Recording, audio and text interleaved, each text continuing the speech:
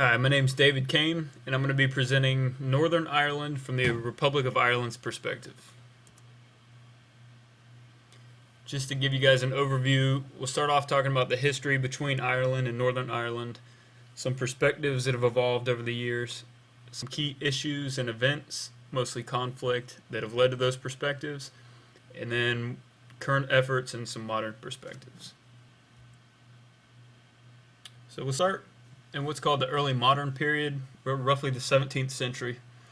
Up until this point, Ireland was this kind of stateless, unstructured society, and England finally sought out to conquer and control Ireland to expand their domain.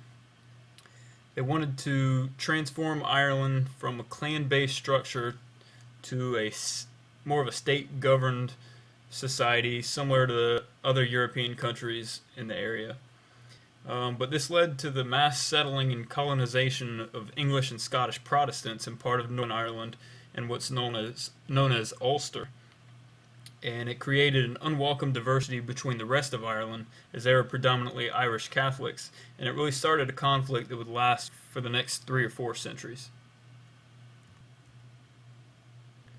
During the 1800s, newly colonized Northern Ireland flourished, experiencing manufacturing and industrial growth, which led to the increased standard of living for citizens in Northern Ireland.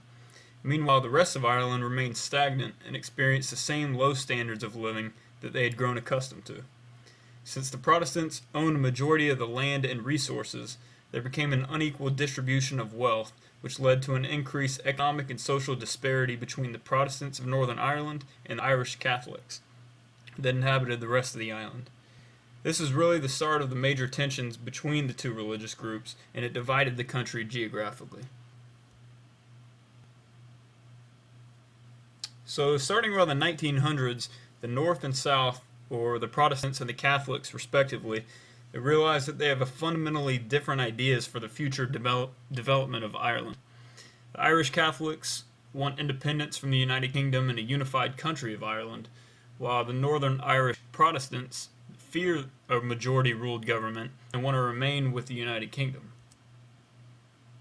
This brings us to World War I, and an interesting point brought up by former President of Ireland, Mary McAleese, where she states that Northern and Southern Irish soldiers fought alongside each other in World War I, and upon returning home, the Irish Catholics of what would become the Republic of Ireland, they returned home thinking they'd be rewarded with an independent and united Ireland. That's what they wanted all along. Whereas the Northern Irish Protestants hoped to remain one with the United Kingdom, and they thought that fighting alongside them in World War I would strengthen that bond. In 1920, the British passed the Government of Ireland Act, which divided Ireland into 2 separate political entities. And not surprisingly, the Catholics, who wanted a united Ireland the entire time, opposed, and violence erupted between the North and South. The South formed the Irish Republican Army, which militantly opposed British forces. Ireland signed a treaty in 1921 ending the conflict and created the Irish Free State, separately in Northern Ireland, which will remain a part of the United Kingdom. In 1949, the Irish Free State would transform into what's called the Republic of Ireland. So the violence it subsided until around the 1960s, when bloody riots, terrorism, and militant fighting between the IRA and Protestant groups dominated the next 15 to 20 years, as Catholics sought to gain some representation in the Northern Ireland's government while steadfastly opposing British rule and intervention. So at this point, Irish Catholics in the Republic of Ireland, they feel threatened by the Protestants in Northern Ireland, and they're really fighting for their independence in basically a unified country that's just free from British rule. And towards the end of this 15 to 20 years, we start to see first attempts at coming to some peace with each other. This is started in 1985 by the Anglo-Irish Agreement, which they tried to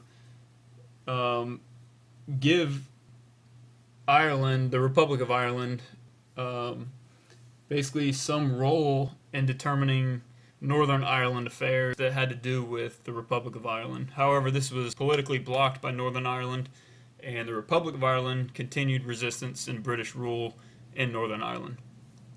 Another attempt in 1994, the Irish Republican Army called a ceasefire, which this allowed Sinn Féin to participate in some of the multi-party peace talks which were going on during the time. Sinn Féin wanted the British to withdraw from Northern Ireland, while British wants the IRA to disarm completely. And these peace talks kind of didn't really go anywhere for the next 4 or 5 years. The United States got involved, and I think Senator George Mitchell even came over, and he was a mediator in some of the talks. But nothing seemed to happen until 1998. And this should change. There we go. So the Good Friday Agreement, and I get this from the BBC News website, but they just called it, the accord called for an elected assembly for Northern Ireland, a cross-party cabinet with devolved powers, and cross-border bodies to handle issues common to both the Republic of Ireland and Northern Ireland. Thus, minority Catholics gained a share of the political power in Northern Ireland, and the Republic of Ireland a voice in Northern Irish affairs. In return, Catholics were to relinquish the goal of a united Ireland, unless the largely Protestant North voted in favor of it. Well, we all know that wouldn't happen, because the Protestant North wanted to side with Great Britain and remain a part of the United Kingdom. So basically, this just showed that the Republic of Ireland, they're realizing they're not going to get back Northern Ireland, but this gave the Catholics the satisfaction that the British wouldn't rule necessarily a part of their island if they withdrew, and they would also gain some representation in political matters that concerned both of the countries. But as we see in the next couple years, in 1999 and 2000, there were some standoffs between the IRA's refusal to disarm and the British's refusal to withdraw from Northern Ireland, and that caused the British to impose direct rule once again and suspend Parliament in Northern Ireland, which they eventually did on 4 separate occasions. So basically, the Republic of Ireland doesn't want to disarm the IRA before the British withdraw because they fear they're going to be left too vulnerable, and vice versa. So those are for the next 2 years. In 2001, we get into, well, the Protestants have this every year. It's marching season, which is basically a celebration of all the Protestant victories over Catholics. And of course, this is going to spark controversy over the whole island of Ireland. And in one case in Belfast, it was a group of Catholic schoolgirls that were stoned by a group of Protestants, and it led to some of the worst rioting in recent years. Car bombs, fires, fighting, and everything was just kind of getting out of. So, following several scandals and controversies of the Irish Republican Army, they actually, in 2001, or 2005, I'm sorry, came out with a new perspective, and they came out and publicly stated that we're going to disarm, we're going to change our whole outlook and just gear more towards peace and a peaceful resolution of this whole conflict. And like I said, a lot of this was a result of, investigations and scandals within the IRA. But however, after another decade of the interspersed violence and the negotiations between the two countries, former enemies, the Irish Republic and Northern Ireland, resumed a power-sharing government in May of 2007. This gave local control to Northern Ireland, the control of the police, the justice systems, and included a complete withdrawal of British forces from Northern Ireland, including some of their emergency outposts. Tony Blair, the Prime Minister of Great Britain, said, "Look back and we see centuries marked by conflict, hardship, and even hatred among the people of these islands. We look forward and we see the chance to shake off those heavy chains of history." And that's pretty much all I got for you guys. Sorry if the video is a little sketchy. I'm using a friend's computer and I can't, it keeps freezing or jumping. I can't even tell if it's been recording the whole time, so I'll look back at it, but hopefully it wasn't too bad. Alright, thanks.